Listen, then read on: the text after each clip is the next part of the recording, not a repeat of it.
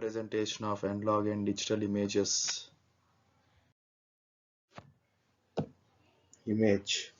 Practically every scene which is around us forms an image, and this involved under image processing. An image is formed by two-dimensional analog and the digital signal that contains color information arranged along x and y spatial axis.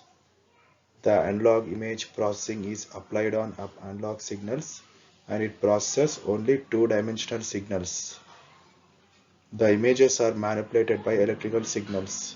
In analog image processing, analog signals can be periodic or non-periodic.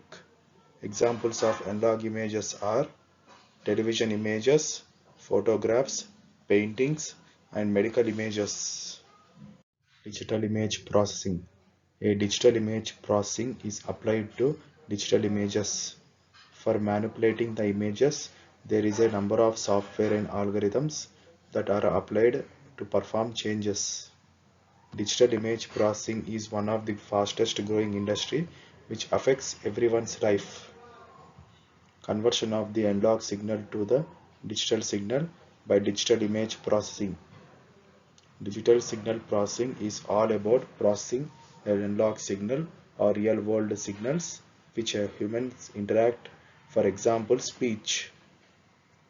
DSP system converts digital signal to analog signal or vice versa by the use of converters. This is the following block diagram of the conversion of analog signal to digital converter. The digital image processing is a special type of processor which is used in every electronic device, whether it be CD, mobile phones, battlefields, satellites, medical and voice detection machines, etc. Now I am going to tell about the differences between analog image processing and digital image processing. Analog image processing. The analog image processing is applied on analog signals, and it processes only two-dimensional signals. Analog signal is time varying signals, so the images performed under analog image processing get varied. Analog image processing is a slower and costlier process. Analog signal is a real world but not good quality of images. It is generally continuous and not broken into tiny components. Next, I am going to tell about digital image processing. The digital image processing is applied to digital signals that work on analyzing and manipulating the images. It improves the digital quality of the image, and intensity distribution is perfect in it.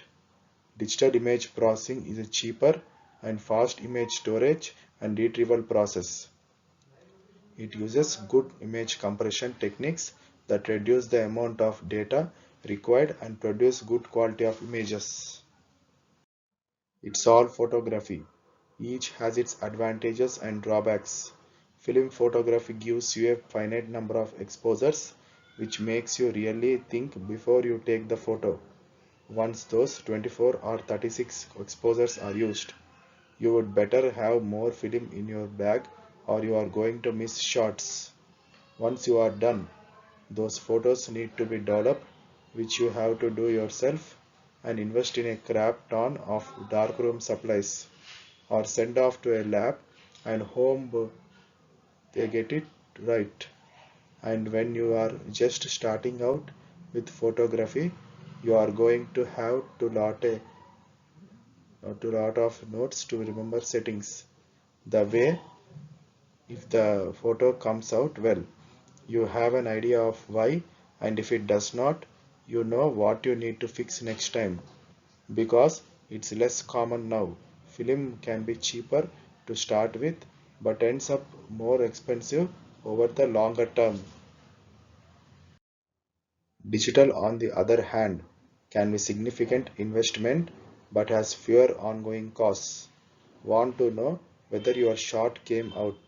Click a button and look at your LCD.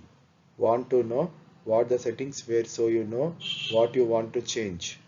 Those settings are embedded in the photo, which can really help to shorten the learning curve. Developing raw film files can be done at home in Lightroom, Photoshop, or a number of other programs, usually very easily and with no cost other than the software. Whether you are working on one photo or a thousand of them. On the other hand, some of the same things that make digital photography great to work, which can also mean that we can get a bit lazy as photographers. Going back to film every once in a while, even if it is with cheap film and an old camera, can help to slow us down a bit and develop some discipline behind the lens. Thank you.